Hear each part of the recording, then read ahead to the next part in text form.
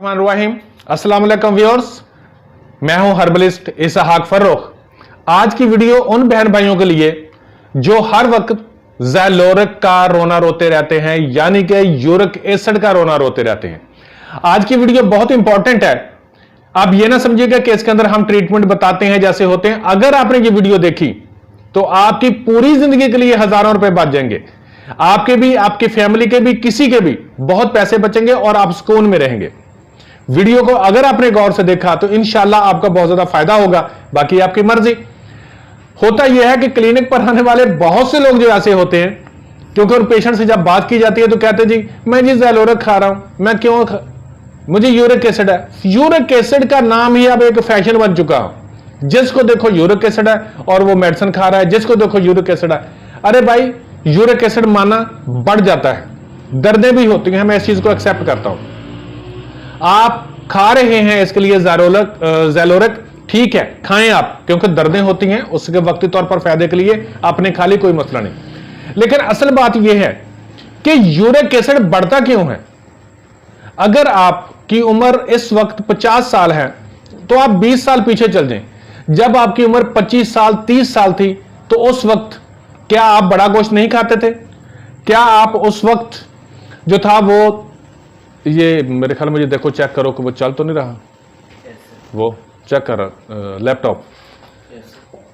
क्या आप उस वक्त बड़ा गोश्त नहीं खाते थे? क्या आप दालें नहीं खाते थे?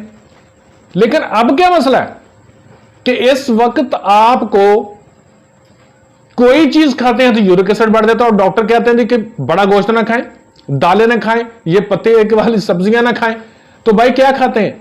उस वक्त क्यों नहीं बढ़ता था और अब क्यों बढ़ता है? अगर आप थोड़ी सी सेंस रखते हैं तो प्लीज मेरी इस बात को गौर से सुनेंगे आप, कि उस वक्त जब आप गोश्त आधा किलो नहीं किलो किलो गोश्त खा जाते थे, दालें भी खाते थे, चने रोजाना खाते थे अपनी ताकत को बढ़ाने के लिए, उस वक्त यूरिक एसिड नहीं बढ़ता था। क्या उस वक्त गोश्त के अंदर से यूरिक एसिड निकाल लिया हुआ था, या चने के अंदर से यूरिक एसिड निकाल लिया हुआ था, दालों के अंदर से यूरिक एसिड निकाल लिया हुआ था? नहीं, उस वक्त भी था। फिर क्या प्रॉब्लम है कि अब बढ़ता है? मैंने 1.5 साल पहले से गौर करना शुरू किया। मैंने कहा यार क्या प्रॉब्लम है कि जब जवान थे हम तो उस वक्त हम भी गोश्त खाते थे, और मैं बड़े गोश्त का बहुत शौकीन हूं। मैं चिकन बहुत कम खाता हूं, बड़ा गोश्त मुझे बहुत अच्छा लगता है, मैं खाता हूं और बहुत अच्छा लगता है। तो क्या बात थी कि जब उस वक्त था तो बड़ा गोश्त खाते थे तो यूरिक एसिड नहीं बढ़ता था, लेकिन अब यूरिक एसिड बढ़ता है। जिसको देखो जी मैंने गोश्त छोड़ा हुआ, क्यों जी मेरा यूरिक एसिड बढ़ता है। मैंने उस फार्मूलेशन पर और ये गौर करना शुरू किया कि यूरिक एसिड बढ़ता क्यों है।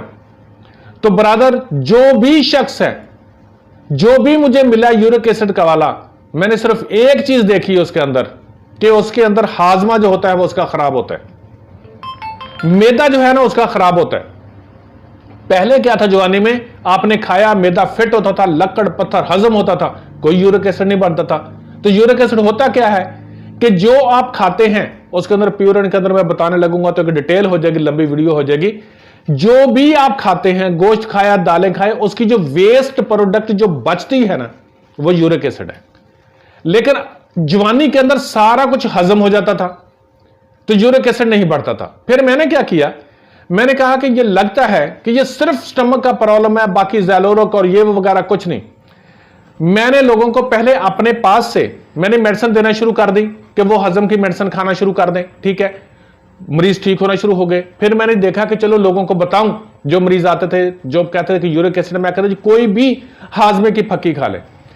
जब उन्होंने कोई भी हाजमे की फक्की खाना शुरू की, उनका यूरिक एसिड ठीक हो गया। तो ब्रदर, यूरिक एसिड के पीछे और ज़ैलोरिक के पीछे भागने की बजाय मेरी आप तमाम दोस्तों से गुजारिश है कि अगर आपको यूरिक एसिड है तो आपके स्टमक, मैदे की तरफ, अपने हाजमे की तरफ ध्यान दे, कब्ज ना होने दे, अपना हाजमा सही कर ले, अपना पेशाब रोक के ना रखे। यार यूरिक एसिड नहीं बढ़ता, यूरिक एसिड बढ़ता ही उसका है जिसको सही हजम नहीं होता और उसका यूरिक एसिड बढ़ जाता है। आज की वीडियो आपके लिए बहुत इंपॉर्टेंट है अगर आप गौर करें तो, कि अगर आप गोश्त भी खाते हैं, सब चीजें खाते हैं, लेकिन अगर आपका मैदा सही नहीं है, हाजमा सही नहीं होता तो यूरिक एसिड बढ़ेगा।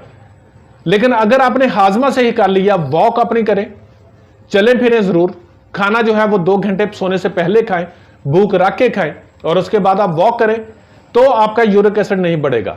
तो फिर आपको डॉक्टर के पास भी नहीं जाना पड़ेगा और ये मेडिसिन, दर्द की गोलियां भी नहीं खाने पड़ेंगी, क्योंकि कोई भी दर्द की गोली गुर्दे और जिगर खराब करती है।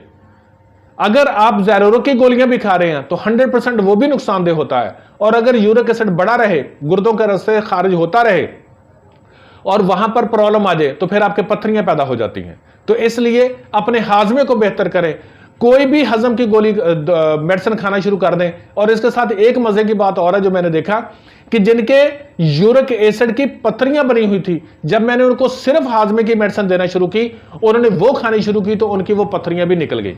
अब देखें कैसे मजे की बात है कि सिर्फ हाजमे की दवाई से।